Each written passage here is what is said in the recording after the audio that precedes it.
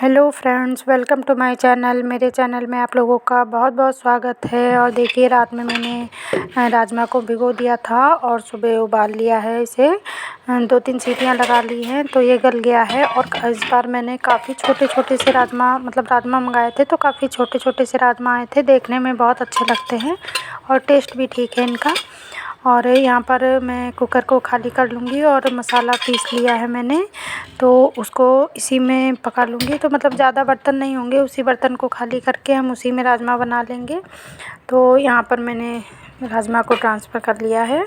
तो अब इसमें कुकर मैंने चढ़ा दिया, फिर से ऑयल डाल के कुछ खड़े गरम मसाले डाल दूँगी। और प्याज, टमाटर, लहसुन का पेस्ट बना लिया है मैंने।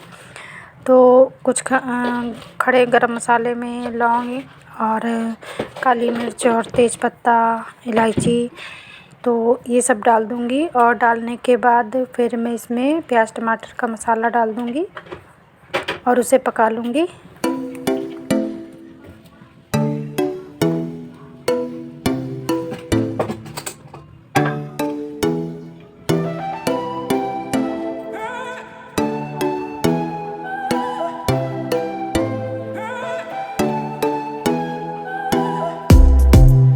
सभी लोग जब सब्ज़ी या कुछ अच्छा खाना वाना बनाते हैं तो मैंने देखा है कि लहसुन, प्याज, अदरक सब अलग अलग पीसते हैं, अलग अलग इनका पेस्ट बनाते हैं। पर मेरी सब्ज़ी में आप देखेंगे कि हमेशा मैं टमाटर को भी इसी मसाले के साथ ही पीस लेती हूँ। और कुछ तो ये है कि मेरे पास टाइम की कमी है, बहुत जल्दी में रहती हूँ मैं। और दूसरा ये है कि मुझे लगता है अलग अलग पकाने में बहुत टाइम लगेगा। जब हमें पकाना ही है तो सबको एक साथ ही पका देते हैं, तो उसमें ज़्यादा मुझे सहज पड़ता है, ज़्यादा इजी होता है मेरे लिए। तो और अब तो मेरी आदत पड़ गई है, इतने सालों से मैं इसी तरह बना रही हूँ। तो शायद ही कोई ऐसी सब्ज़ी हो कि मैं टमाटर बाद में डालती हूँ, नहीं, मैं प्याज और टमाटर को एक साथ ही पीस लेती हूँ। उस अदरक लहसुन के पेस्ट भले मैं अलग कर लूँ कभी, वरना मैं इसी तरह सबको पीसती हूँ। और यहाँ पर देखिए, जैसे मसाला डालती हूँ तो उसके बाद मैं ढक्कन लगा देती हूँ थोड़ी देर के लिए, क्योंकि जो इसकी स्टीम निकलती है, ये ऊपर वाली स्लैब मेरी काफ़ी आगे तक है, तो उसमें सब काला काला हो जाता है, जम जाता है तेल। और काफ़ी ये जो यहाँ की भाप निकलती है, कोई चीज़ भी बनाओ तो जब इसकी स्टीम आती है, जो ऑयल उड़ता है वो सब यहीं चिपक जाता है। वैसे तो ये थोड़ा छोटा होना चाहिए, पर मेरे घर में 3 किचन हैं, तीनों में इतनी बड़ी बड़ी स्लैब बनी हुई है, तो कुछ भी बनाओ तो सब ऑयल यहीं पर चिपक जाता है। और इसे कितना भी साफ़ करो तो यहाँ पर साफ़ नहीं होता है, ऊपर सब ब्लैक ब्लैक हो जाता है। और इसको तो कई बार मैं चाकू से रगड़ के फिर पेंट वेंट भी कर चुकी हूँ, पर वो कोई फ़ायदा नहीं होता है, सब फिर से वैसे ही हो जाता है। और सर्दियों में तो अभी तो गर्मी है तो सब सोख लेता है, और जब अभी सर्दियों का टाइम आएगा तो यहाँ पर पानी नहीं सोखता है, तो सब काफ़ी गीला सा हो जाता है, तो मैं पेपर चिपका देती हूँ। तो कभी तो ऐसे ही काम चल जाता है, कभी फिर गैस की साइड चेंज कर देती हूँ। पर गैस की साइड चेंज करने का मतलब है कि टाड़ पर जितना ऊपर सामान रखा है तो वो भी गंदा होने लगता है, उससे अच्छा है कि यहीं पर रहे तो ज़्यादा ठीक है। तो इसी वजह से मैं यहाँ पर पेपर लगा देती हूँ। और अब जा रही हूँ मैं आज चटनी बनाने, तो मैं मिक्स चटनी बनाने जा रही हूँ। तो आज की चटनी में मैंने टमाटर डाला है, हरा धनिया डाला है, हरी मिर्च डाली है, और ये मेरा कल का जो थोड़ा सा पल्प रखा हुआ था, कैथा का गूदा रखा हुआ था, तो वो डाला है। और अभी एक सीक्रेट चीज़ और इसमें डालूँगी, तो आपको दिखाती हूँ क्या है। मिक्स चटनी बना रही हूँ, देखिए, गौर से देखिए। तो ये गया हरा धनिया टमाटर के साथ और कैथे के साथ। अब इसमें नमक डाल लूँगी और हरी मिर्च डाली है, साथ में थोड़ी सी लाल मिर्च भी डालूँगी। और इसके साथ ही मैं एक सीक्रेट चीज़ डालूँगी, पता नहीं आप लोगों ने इस तरह सब्ज़ी बनाई है कि नहीं बनाई है, पर जिसे खट्टी सब्ज़ी पसंद है, चटनी पसंद है, तो यहाँ देखिए क्या डालने जा रही हूँ, मैं दिखाती हूँ।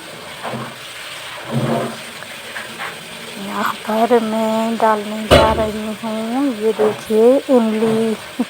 तो आप लोग कहेंगे टमाटर की चटनी में इमली, तो इमली मेरे पास रखी हुई थी, मेरे हस्बैंड कैप्चू के साथ ही लाए थे, तो उनको मिक्स चटनी बहुत पसंद है। तो मैंने यहाँ पर टमाटर डाला है लिक्विड फॉर्म में करने के लिए, क्योंकि कैथा भी सूखा होता है और इमली बनाऊंगी, जो कच्ची इमली होती है वो भी सूखी होती है, तो टमाटर के साथ जब ये मिक्स हो जाएगा तो हरा धनिया, लहसुन, तो काफ़ी अच्छी चटनी बन रही थी, खट्टी खट्टी। तो इसका टेस्ट ही कुछ अलग था, मतलब कुछ खट्टा मीठा टाइप, क्योंकि टमाटर मेरा वो था जो मोटे छिलके वाले होते ही, ज़्यादा खट्टे नहीं होते हैं। कुल मिला के मेरी चटनी बहुत अच्छी बनी हुई थी। तो वही मैं आपके साथ शेयर कर रही थी कि इस तरह कभी कभी मिक्स करके भी, जैसे सब्जियां मिक्स अच्छी लगती हैं वैसे चटनी भी आप मिक्स करके बनाएं तो काफ़ी अच्छी लगती है। और अब जा रही हूँ मैं किचन को साफ़ करके, स्लेट को साफ़ करके। मैं यहाँ पर रोटी बनाऊँगी एक साइड में, और बस राजमा डाल दूँ, मसाला हो गया मेरा। तो एक तरफ मेरा राजमा पकता रहेगा, चटनी ऑलरेडी बनी गई है, और अब रोटियाँ भी सेकती रहूँगी। और इसके साथ ही फिर रोटियाँ मतलब अब इनको खिला भी दूँगी। गरम गरम जब रोटियाँ सेकती हूँ तो पापा को और हस्बैंड जी को तुरंत खाना लगा देती हूँ। उन लोगों का खाने का टाइम भी यही है। तो रोटियाँ सेकती जाऊँगी और इन लोगों को खिलाती जाऊँगी। और आज गर्मी बहुत ज़्यादा है और मैंने साड़ी पहन ली है, तो मुझे बहुत उलझन हो रही है। मतलब जिस चीज़ की हमें आदत नहीं होती है तो वो काम करो तो बहुत ज़्यादा थोड़ा सा मतलब अजीब सा लगता है। वैसे अब थोड़ा सा और मौसम बदल जाए तो फिर साड़ी पहनूँगी। अभी तो ये है कि बाहर तो ठंडक हो जाती है और घर के अंदर बहुत गर्मी है, और इस टाइम कहीं कभी कभी बादल हो जाते हैं तो अंदर बहुत गर्मी लग रही है। फ़िलहाल तो अब मैं खाना बना रही हूँ, मेरे पास टाइम नहीं है। खाना बनाने के बाद मैं चेंज करूँगी, क्योंकि मुझे कपड़े उपड़े धुलने हैं और साफ़ सफाई करनी है। तो चेंज कर लूँगी मैं, और तभी मेरे से काम हो पाएगा। क्योंकि सुबह मैं मंदिर जाती हूँ, सबसे पहले उठती हूँ, फ्रेश होने के बाद, नहाने धोने के बाद मैं नहा धो के मंदिर जाती हूँ। तो मैंने साड़ी पहन ली थी, और वापस आके फिर बेटे का टिफ़िन बना के, फिर हस्बैंड का टिफ़िन और खाना वगैरह ये सब करने के बाद उसके बाद मैं साफ़ सफाई करती हूँ। सुबह बस मेरी झाड़ू लगती है और पोछा वगैरह मैं वापस आके लगाती हूँ। तो फिर अब साड़ी में गर्मी भी बहुत लग रही है और नहीं बनेगा हिसाब, तो मैं फिर साड़ी उतार के और कपड़े चेंज कर लूँगी और तभी काम करूँगी आगे का।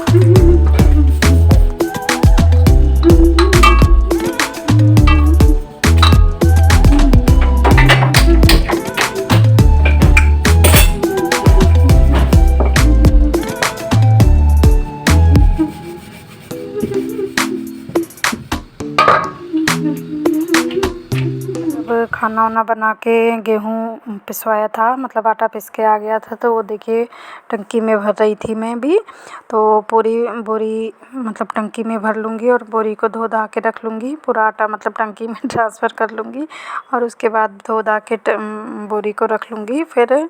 तो मुझे 1-1.5 महीने की फ़ुर्सत हो जाएगी। और क्योंकि अब फेस्टिवल्स आ रहे हैं, साफ़ सफाई सब काम बढ़ जाएगा, तो इसलिए मैंने आटा काफ़ी सारा पिसा लिया है। क्योंकि अब सर्दी है तो कीड़ा वीड़ा लगने का भी डर नहीं है, और अब रोज़ का रोज़ ठंडक ही हो जाएगी। और अब जा रही हूँ बेडरूम के, आज थोड़ी सी सफाई करूँगी। इकट्ठा मैं सारा काम नहीं करती हूँ, क्योंकि फिर मेरा मतलब शरीर भी सही नहीं रहता है, तबीयत ख़राब हो जाती है मेरी इकट्ठा काम करने में। तो आज कर्टेन वगैरह सब निकाली हूँ, और उसी के साथ जो खिड़कियां हैं और जो मतलब पर्दों के नीचे कितनी गंदगी हो जाती है तो उसको भी साफ़ कर देंगे। डेली हम चाहे जितना साफ़ करें, पर कहीं ना कहीं मतलब वो डेली वाली सफाई मतलब डेली की तरह ही होती है। और जब हम डीप क्लीनिंग करते हैं तो अच्छे से साफ़ करते हैं एक चीज़ हटा के। तो यहाँ पर आज मेरी सिर्फ कर्टेन की बारी है, कर्टेन धोऊंगी और उसके नीचे की जितनी साफ़ सफाई करनी है, खिड़कियों का जाला वगैरह है, ये सब साफ़ करूँगी।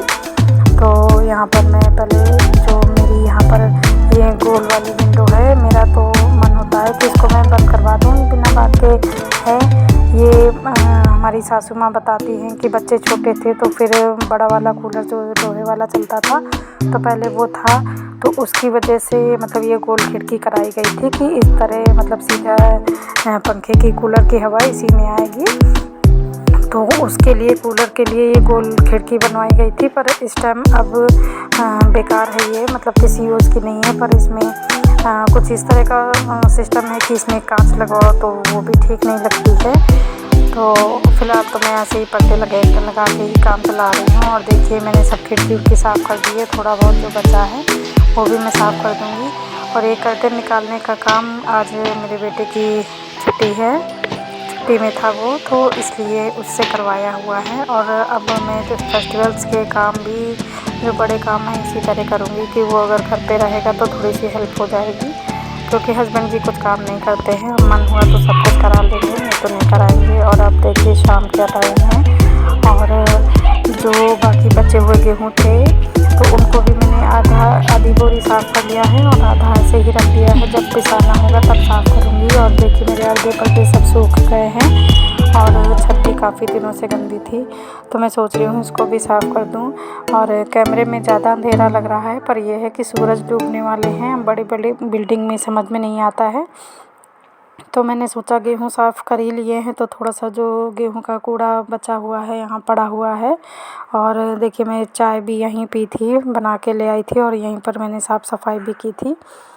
तो गेहूँ साफ़ करने के बाद अब छत काफ़ी गंदी लग रही थी, तो यहीं पर एक झाड़ू रखी है। मैं हमेशा दोनों छतों में मेरी एक एक झाड़ू रखी है। जो थोड़ा सा ख़राब हो जाती झाड़ू तो वो मैं छत पे रख देती हूँ कि ऊपर नीचे ना करना पड़े। और छत पर रखी रहती है, तो जब भी कोई चीज़ सामान फैला हो या साफ़ सुथरी झाड़ू रखी है उसी से साफ़ कर देते हैं। तो यहाँ पर मैं उसी झाड़ू से छत को साफ़ कर दूँगी। तो जल्दी जल्दी लगाना है तो मुझे काफ़ी झुकना पड़ रहा था, क्योंकि बैठ के मैं लगा नहीं सकती हूँ। कोशिश करती हूँ कि बैठ के लगाने में, पर नहीं बनता है। तो मैंने झुक झुक के जल्दी जल्दी लगाई है, क्योंकि सूरज डूबने वाले थे, फिर इस टाइम पे झाड़ू नहीं लगानी चाहिए, पर छत का मामला था तो इसलिए मैंने जल्दी साफ़ कर दिया है। वैसे कैमरे में ज़्यादा अंधेरा लग रहा है, इतना ज़्यादा अंधेरा नहीं था। ये गेहूँ की वजह से इतना लेट हो गया है और रोज़ टल जाता है, नीचे ही काम इतना हो जाता है कि ऊपर नहीं पहुँच पाते हैं। और अभी मुझे ये कपड़े भी हटाने हैं, बड़े बड़े पर्दे और साड़ी वगैरह धोई थी तो वो तो हटा दी मैंने। अभी ये छोटे कपड़े पड़े हैं, क्योंकि इनको समेटने लगती तो काफ़ी अंधेरा हो जाता। तो यहाँ पर मैं फटाफट से झाड़ू लगा दी है। और कूड़ा कुछ और नहीं था, बस ये पेड़ गमलों के जो पत्ते उत्ते गिरते हैं, मिट्टी गिरती है, पानी डालते हैं, तो बस यही था। तो सब कूड़ा उठाकर गमले में डाल दूँगी, तो यहीं से खाद बन जाएगी, क्योंकि पत्तियाँ ही हैं। तो बस गाइस आज का ब्लॉग इतना ही। अच्छा लगे तो प्लीज़ लाइक कीजिएगा, न्यू है तो चैनल को सब्सक्राइब कर लीजिएगा, ज़्यादा से ज़्यादा शेयर कीजिएगा। कल फिर मिलूँगी, बाय बाय, टेक केयर।